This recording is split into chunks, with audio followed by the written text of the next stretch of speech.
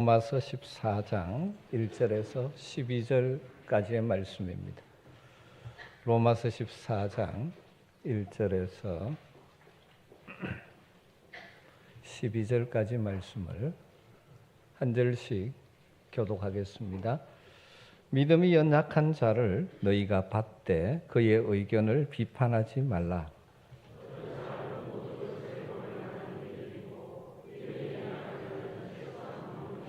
먹는 자는 먹지 않는 자를 업신여기지 말고 먹지 않는 자는 먹는 자를 비판하지 말라. 이는 하나님이 그를 받으셨습니다.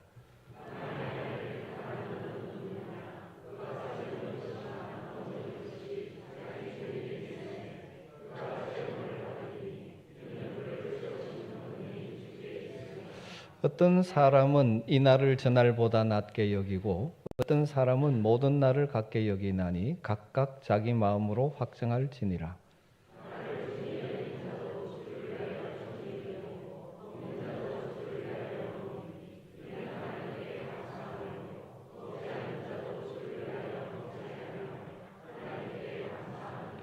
우리 중에 누구든지 자기를 위하여 사는 자가 없고 자기를 위하여 죽는 자도 없도다.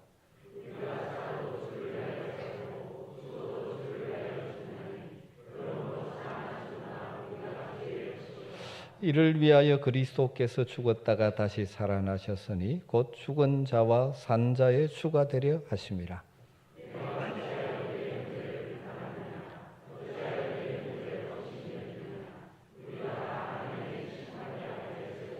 기록되었으되 주께서 이르시되 내가 살았노니 모든 무릎이 내게 꿇을 것이요 모든 혀가 하나님께 자백하리라 하였느니라.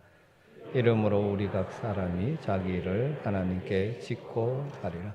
아멘. 우리는 로마서를 통해서 계속해서 은혜로 구원받은 하나님의 백성들이 이 땅을 살면서 어떻게 살아가는 것이 하나님을 예배하는 영적 예배자의 삶인지를 나누고 있습니다. 여러분, 우리 신앙생활의 대부분은 교회 생활입니다. 아니, 전부가 교회 생활이라고 할 수 있습니다. 교회를 잘 이루어가는 것이 신앙으로 사는 삶이죠. 성경에서 교회를 뭐에 비유합니까? 그리스도의 몸에 비유하고 있습니다. 머리 대신 그리스도를 중심으로 해서 성도 각자는 몸의 각 지체처럼 손, 발, 다리처럼 서로 연결되고 서로 도우며 서로 조화를 이루어 그리스도의 몸인 교회가 건강하게 세워져 가는 것이죠. 그때 우리는 또 건강한 행복한 신앙생활을 할 수 있습니다. 그런데 이 지상의 교회는 완전하지 않습니다. 지상의 교회는 늘 문제가 있기 마련입니다.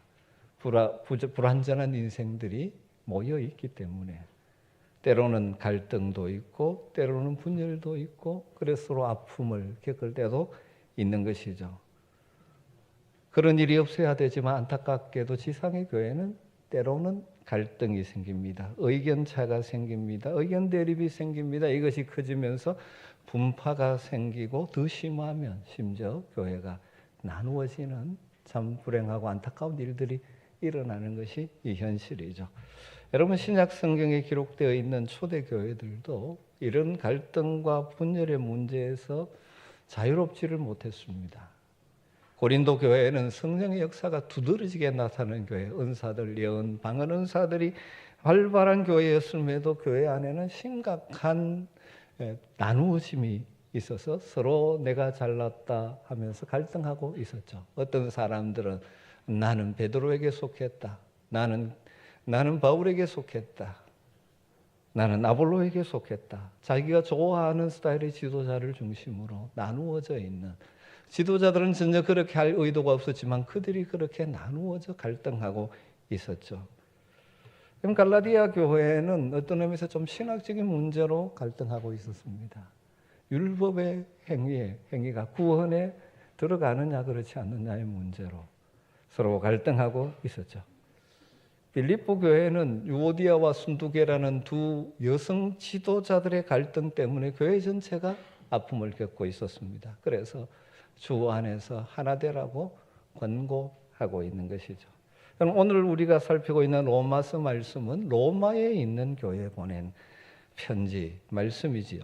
여러분, 로마 교회 상황은 어땠을까요? 로마 교회도 아무런 문제가 없는 교회였을까요? 그렇지 않았습니다. 서로 화합하지 못하는 두 부류가 교회 안에 있었습니다. 바울 사도는 이 두 부류 사이의 갈등이 점점 깊어진다는 소식을 듣고 이 문제를 말씀의 원리를 따라 은혜롭게 잘 해결하기 위해서 14장과 15장 이 두 장의 긴 내용으로 그들을 권고하고 있습니다. 여러분, 이 시대 교회를 이루고 있는 우리들 마찬가지로 연약성을 안고 있고 다 자기 중심적이고 자기 관점으로 생각을 하고 그러다 보기 때문에 우리는 늘 갈등할 위험성, 가능성을 안고 있는 것입니다. 그러기에 오늘 이 로마서를 통해서 주시는 이 말씀의 원리를 우리가 마음 깊이 새기고 거기에 따른다면 우리는 하나님이 허락하신 이 교회 안에서 하나 되어 하나님 주시는 풍성한 기쁨을 누리며 하나님이 기뻐하시는 선한 역사들을 이루어 갈 수 있을 것입니다. 먼저 왜 이 로마 교회에 이런 갈등, 문제가 생겼는지 그 배경을 조금 나누고 싶습니다. 성경에는 나와 있지만 왜 이런 갈등이 생겼을까요? 당시 대부분의 교회들처럼 로마 교회도 크게 두 부류로 구성되어 있습니다. 유대인들 가운데 예수를 믿은 유대인 신자와 이방인이었지만 복음을 받아들이고 믿은 이방 신자들이 함께 모이는 교회였죠. 과거에 유대인으로 태어나서 유대교에 몸을 닫고 그 전통 속에서 살았던 자들이 복음을 받아들이고 구원받은 하나님의 백성이 되어 교회 안에 들어와 있는 유대인 신자들도 있었습니다. 반면에 이방인 가운데 유대교의 배경이 전혀 없는 비유대인들도 있었죠. 사실 이는 너무나 서로 다른 배경을 가진 두 그룹이 한 교회를 이루어 신앙생활을 하다 보니 갈등이 생기는 것이 어쩌면 당연한지도 모르죠.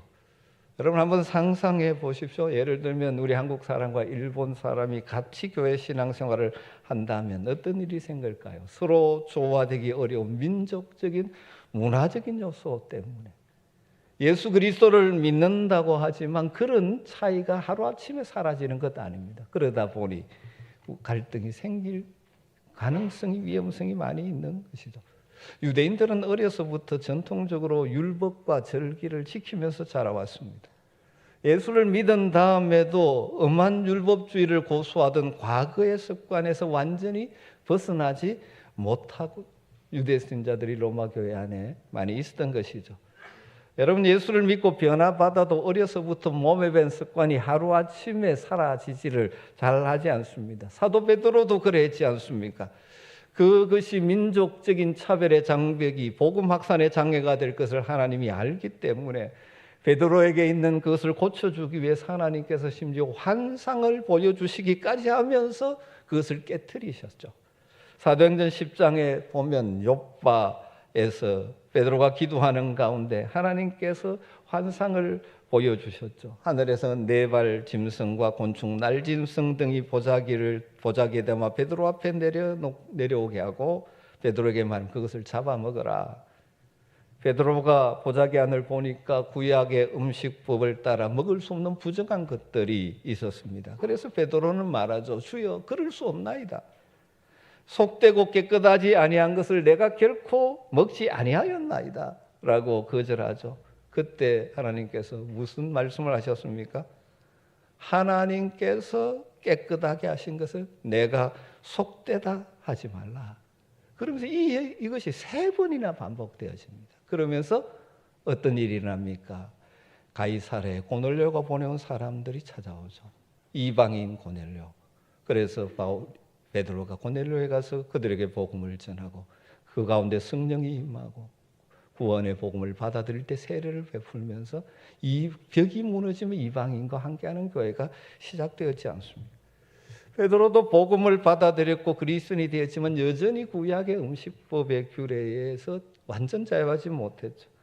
이처럼 로마 교회 안에 이 유대인 신자들은 이런 율법의 과거의 간섭에 매여 있는 것이죠. 특별히 그들에게 문제가 되는 것은 2가지죠. 하나는 먹는 것, 음식을 가려 먹는 것. 또 하나는 절기를 지키는 것. 이 2가지 문제였습니다.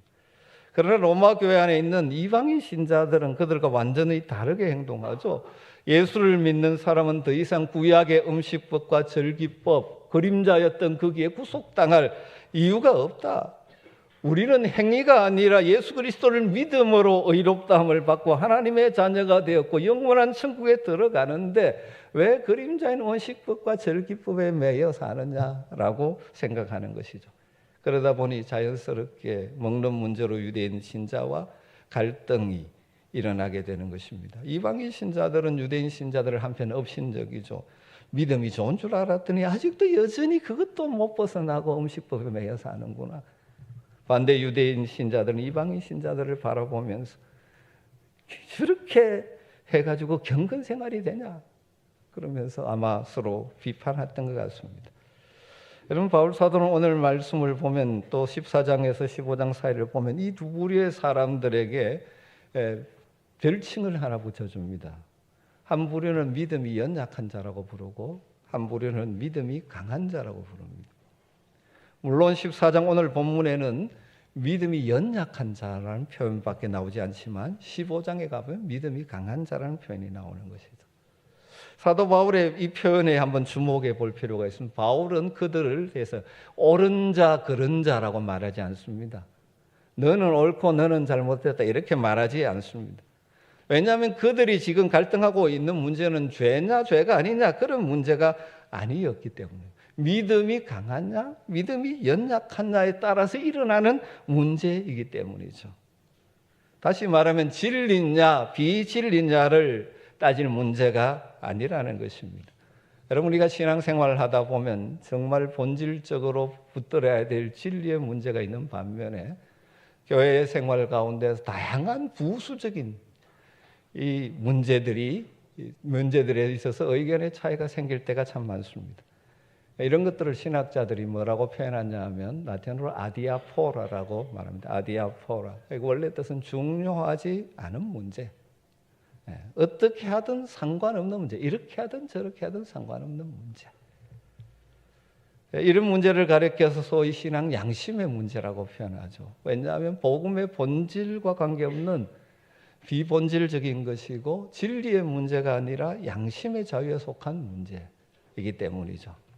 여러분, 우리가 잘 알다시피 하나님이 하라고 명령하신 것을 하지 않으면 죄가 되고 하나님이 하지 말라고 하신 것을 하면 죄가 됩니다. 그러나 음식이나 절기 문제는 예수님 오시기 전에 메시아 구원자 오시기 전에 그림자처럼 허락되었던 규례이므로 예수 그리스도 오신 후에 믿음으로 구원받는 새로운 길이 열린 새 언약의 시대에 붙들고 있을 필요가 없는 옛 습관의 옛 관습에 지나지 않는 것이죠. 예수님 때문에 구원받은 하나님의 자녀라면 그림자와 같은 관습으로부터 자유할 수 있어야 되는데 알면서도 그렇게 하지 못하고 있으니 그들을 가리켜서 믿음이 연약한 자들이라고 부르는 것이죠. 반면에 예수 안에서 날이나 음식이나 하는 것에 구애받지 않는 자유함을 가지고 신앙생활을 하는 자들은 분명히 믿음이 강한 자라고 할 수 있는 것입니다. 유대인들이 과거에 관습을 버리지 못한 믿음이니까 그 믿음은 약한 것이라고 할 수 있고요. 무엇을 지키고 안 지키고가 믿음보다 더 앞선다고 중요하게 생각하고 있으므로 그 믿음은 약한 것인 것입니다. 믿음과 행위의 차이를 선명하게 깨닫지 못하고 있으므로 그 믿음이 약한 것입니다.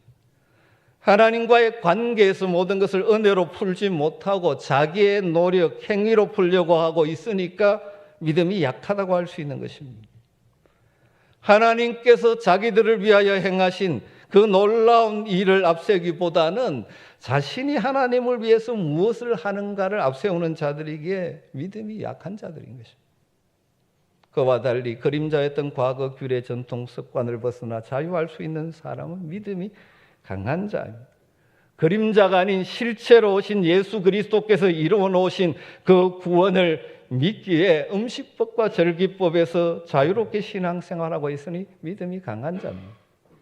예를 들면 로마서 3장 28절 말씀처럼 그러므로 사람의 의롭다 하심을 얻는 것은 율법의 행위에 있지 아니하고 믿음으로 되는 줄 우리가 인정하노라. 이 말씀이 그들의 삶의 지침인 것이죠.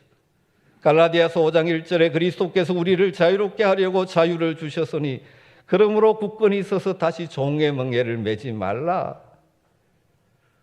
그래서 하나님의 말씀을 붙들고 다른 어떤 것에 매이지 않고 그리스도 안에서 자유했기 때문에 믿음이 강한 자입니다. 여러분, 그런데 또 주목해야 될 것은, 여러분, 일반적으로 믿음이 강한 자라면 칭찬해야 마땅하지 않습니까? 그런데 칭찬하지 않습니다. 오히려 책망하고 있습니다. 왜냐하면 문제는 자신들의 그런 관점으로 다른 약한 성도들을 비판하고 업신여기고 있기 때문에, 결과적으로 이 두 부류의 사람은 다 너무나 분명하고 중요한 이웃 사랑의 법을 다 어기고 있는 것이죠. 내 이웃을 내 자신과 같이 사랑하라고 하셨는데 그 이웃을 비난하고 업신여기고 정죄하고 있습니다. 내가 믿음이 있다는 이유를 가지고. 이런 갈등 상황에 있는 성도들에게 바울 사도가 어떤 해법을 제시하고 있습니까? 1절 말씀을 다시 한번 주목해 보십시오. 믿음이 연약한 자를 너희가 받되, 중요한 단어가 받되, 받아들이라. 그의 의견을 비판하지 말라. 3절, 먹는 자는 먹지 않는 자를 업신여기지 말고, 먹지 않는 자는 먹는 자를 비판하지 말라. 이는 하나님이 그를 받으셨습니다. 핵심 명령은 뭡니까? 너희가 받아들이라. 서로 받아들이라. 받아들이라, 용납하라, 품어라, 영접하라. 또 이 말은 문법적 형식을 따르면 현재, 명령형, 지속, 반복. 받되 한 번만 받는 것이 지속적으로 받고 용납하고 품어라. 지속적으로 서로 용납하고 포용하라. 그런 말이죠. 그러면서 서로 받아들이는 구체적인 행동을 두 가지로 설명하고 있습니다. 서로 받아들이는 것은 구체적으로 어떻게 나타나요? 첫 번째는 서로 비판하지 않는 것이고, 두 번째는 서로 업신여기지 않는 것이죠. 그래서 오늘 본문에서 비판하지 말라, 업신여기지 말라는 말씀이 반복되어 있습니다. 여러분, 이 말씀을 잘 기억하셔야 됩니다. 자칫 잘못 우리는 내가 믿음이 강하다는 이유로 다른 사람을 업신여기거나 비판하기를 잘하는 존재들이기 때문입니다. 1절 말씀을 보십시오. 믿음이 연약한 자를 너희가 받되 그의 의견을 비판하지 말라.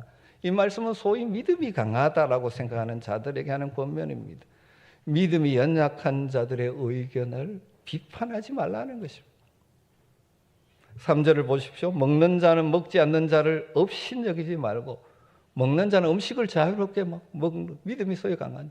그러나 법을 따라 이제 먹지를 않는 자들을, 고기를 먹지 않는 자들을 믿음이 없는 자라고, 약한 자라고 업신여기지 말라는 거죠. 반대로 또 뭐라고 합니까? 먹지 않는 자는 먹는 자를 비판하지 말라. 먹지 않는 자, 음식법에서 자유롭지 못해서 고기를 먹지 못하고 채소를 먹는 자들, 소위 믿음이 연약한 자들, 먹는 자들, 소위 믿음이 강해서 자유롭게 음식을 먹는 자들 비판하지 말라. 여러분, 믿음이 소위 오래되고 강하다고 생각하는 사람들이 조심해야 될 것은 믿음이 연약한 자들을 업신여기는 것.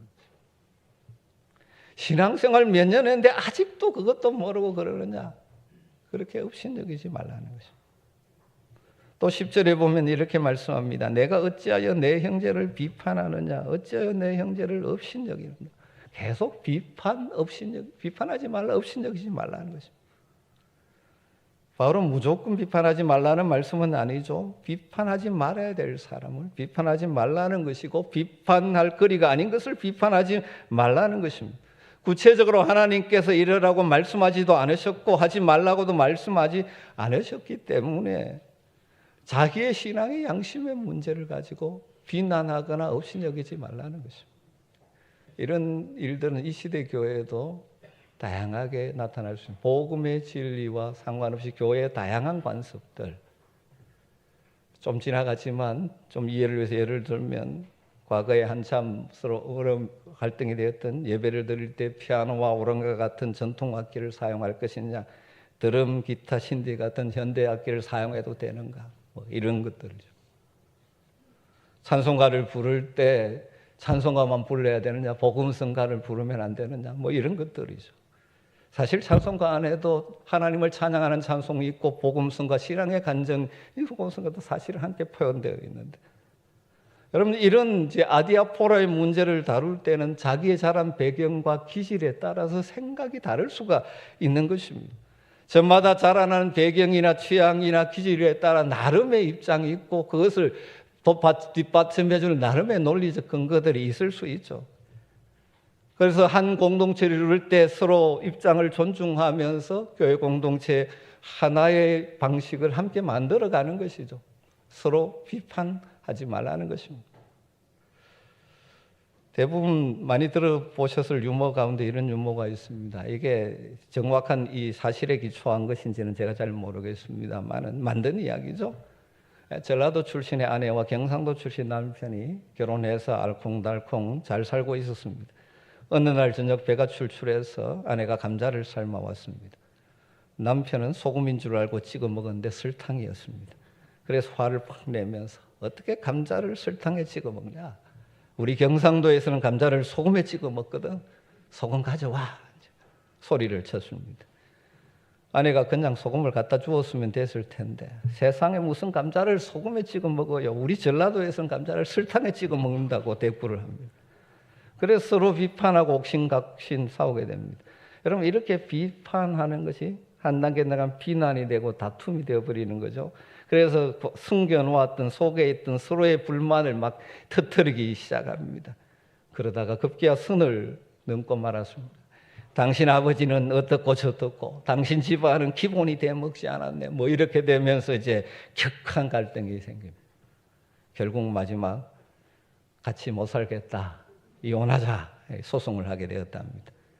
법정에서 남편이 판사님 제가 살다 별일 다 보았습니다. 감자를 설탕에 찍어 먹으라 하네요 하니까 부인이 세상에 감자를 소금에 찍어 먹는다는 말은 저는 처음 들었어요 라고 응수합니다.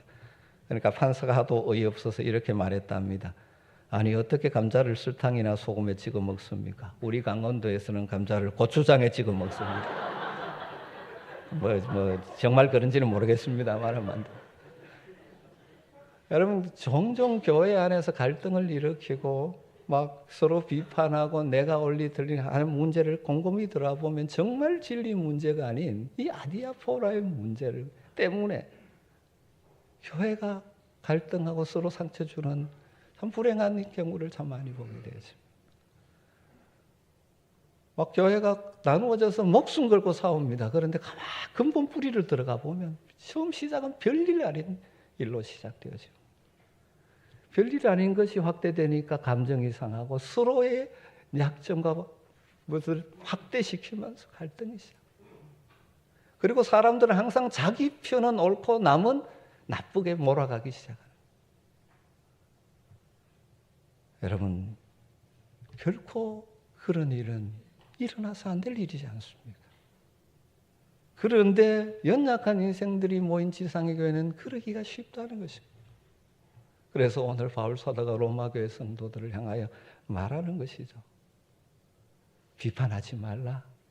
업신여기지 말라. 여러분 혹시 여러분의 마음에 들지 않는 그런 성도들이 있습니까?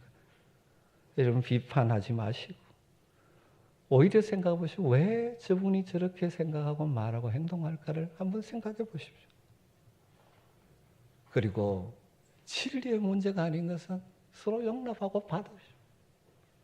그때 교회가 하나님이 정말 원하시는 형제가 연합하여 동거하는 것이 어찌 그리고 선하고 아름다운가. 그리고 하나님께서 그런 공동체에 복을 주신다고 하셨는데 그런 하나됨의 공동체 속에 하나님 주시는 풍성한 복을 누리게 되는 줄로 믿습니다. 여러분 오늘 말씀은 간단합니다. 서로 비판하지 말아라. 혹시 여러분 볼 때 믿음이 약하고 좀 모자랍니까? 업신여기지 마십시오.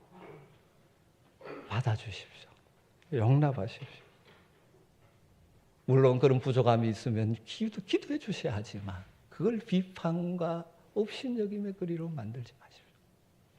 왜 그럼 우리가 서로를 업신여기거나 비판하지 않고 서로 받아야 할까요? 오늘 말씀에서 세 가지 이유를 정리할 수가 있습니다. 왜 우리는 서로 받아야 합니까? 첫 번째는 하나님께서 그를 받으셨기 때문입니다. 하나님께서 받으셨기 때문에. 여러분 3절 끝에 그 이유는 왜 그래야 되느냐? 하나님이 그를 받으셨습니다. 우리가 누군가를 받아들여야 하는 이유는 하나님이 그 사람도 하나님의 자녀로 받으셨기 때문입니다. 비록 연약한 모습이 있을 수도 있고 나와 다른 견해와 입장을 가질 수도 있지만 그 사람도 하나님이 하나님의 자녀로 받으셨기에 사랑하는 그 아들 독생자 예수 그리스도의 피로 구속하여 하나님의 자녀로 받으셨기에 우리는 결코 업신여겨서도 안 되고 비판해서도 안 되고 받아야 하는 것입니다. 여러분 기억하십시오. 우리 함께 신앙생활하는 성도들을 대할 때 여러분의 생각과 다르고 여러분 보시기에 못마땅한 점이 있다 할지라도 기억하십시오. 하나님이 부족한 나를 받으셨듯이 하나님이 저분도 받으셨다. 하나님이 받으셨기 때문에 우리도 받아야 하는 것입니다. 두 번째는 판단하실 분은 하나님밖에 없기 때문입니다. 최종 판단은 하나님밖에 없습니다. 종종 좀 똑똑하다는 사람 착각합니다. 자기의 판단이 하나님의 판단이라고 착각하고 하나님의 자리에 올라가려는 어리석음을 변합니다. 여러분, 우리는 다 알 수 없습니다. 최종 판단자는 하나님이십니다. 4절 말씀이죠. 남의 하인을 비판하는 너는 누구냐? 그가 서 있는 것이나 넘어지는 것이 자기 주인에게 있음에 그가 세움을 받으리니 이는 그를 세우는 권능이 누구에게? 주께 있습니다. 여러분 남의 하인을 내가 이렇다 저렇다 하면 안 된다는 거죠. 왜? 주님께 속한 것이고 주님이 세우시고 주님이 붙드시는데 마지막 인생을 판단하실 분은 하나님밖에 없습니다. 내가 그 사람의 주인이 아닙니다. 우리는 서로 같은 형제일 뿐이지 주인이 아닙니다. 주인은 누구십니까? 하나님이십니다. 만일 그 사람이 잘못이 있으면 하나님께서 판단하실 것입니다. 판단은 심판은 하나님께 맡기는 것입니다. 판단하실 분은 하나님밖에 없기 때문입니다. 그리고 마지막 세 번째로 왜 우리는 비판하거나 업신여기지 말고 용납해야 할까요? 세 번째는 우리는 형제이기 때문입니다. 10절 말씀에 내가 어찌하여 내 형제를 비판하느냐? 어찌하여 내 형제를 업신여기느냐? 우리는 서로 받아야 할 믿음의 형제라는 것입니다. 우리 모두는 하나님을 한 아버지로 숨기는 형제 자매들입니다. 여러분 형제가 연약하다고 해서 업신여겨서는 안 되지 않습니까? 형제가 나와 생각이 다르다고 비판하고 비난하고 몰아붙여서는 안 되지 않습니까? 우리는 주 안에서 형제 자매에게 서로 받아들이고 포용하고 감사해야 하는 것입니다. 여러분 오늘 말씀의 내용은 우리가 복된 교회 공동체를 이루어 하나님의 은혜를 누리고 하나님의 역사를 이루어감에 있어서 너무 중요한 메시지인데 내용은 너무 단순하고 짧습니다. 문제는 이 말씀대로 우리가 함께 사느냐에 따라서 우리는 하나님의 놀라운 은혜를 누리고 이 땅에서 하나님의 뜻을 이루는 교회를 세워갈 수 있는 것이죠. 오늘 말씀의 핵심은 무엇입니까? 서로 받으라. 사랑하는 성도 여러분, 우리는 믿음의 형제들을 있는 모습 그대로를 받아줄 수 있는 성숙한 성도들이 다 될 수 있기를 주의 이름으로 축원합니다. 우리 모두가 연약한 자들입니다. 목사임에도 불구하고 연약한 부분이 많습니다. 여러분 그것을 계속 확대시키면 제가 이 사역을 할 수 있겠습니까? 우리가 다 연약한 존재들이에요. 서로 연약함을 긍휼히 여기고 기도해 주며 품어야 하는 것이죠. 때로는 교회 일을 하다가 서로 의견이 다를 수 있습니다. 일하는 방식이 다르기 때문에 그때 비판하지 말고 존중하는 것입니다. 서로 존중. 여러분 우리는 주 안의 형제입니다. 그리고 우리 모두를 하나님께서 받아주셨습니다. 서로 받아주는 아름다운 관계를 통해서 형제가 연합하여 동거하는 것을 너무 기뻐하시고 아름다워하시고 거기에 놀라운 은혜를 부어주시고 복을 부어주시는 하나님의 은혜를 함께 누리며 살아가는 복된 교회 성도 우리의 모임을 이루어갈 수 있기를 주의 이름으로 축원합니다. 기도하겠습니다. 하나님 감사합니다. 우리의 연약함을 아시기에 또 다시 귀한 말씀으로 우리를 권고해 주셔서 하나님의 교회가 하나님의 나라를 이루며 살아갈 수 있는 귀한 원리를 다시 한번 들려주셔서 감사합니다. 부족합니다. 연약합니다. 또 우리가 다 자기중심적이어서 때로는 갈등하고 서로에게 상처를 주기도 하지만 주님 우리의 믿음이 더 성숙해져서 서로 받아들이고 포용하고 위하여 기도하고 그래서 함께 하나님의 역사를 이루어가는 우리의 인생의 여정을 서로 격려하면서 손잡고 믿음의 길, 사명의 길을 완주하는 복된 성도와 교회가 되게 하여 주시옵소서. 예수님의 이름으로 기도드리옵나이다.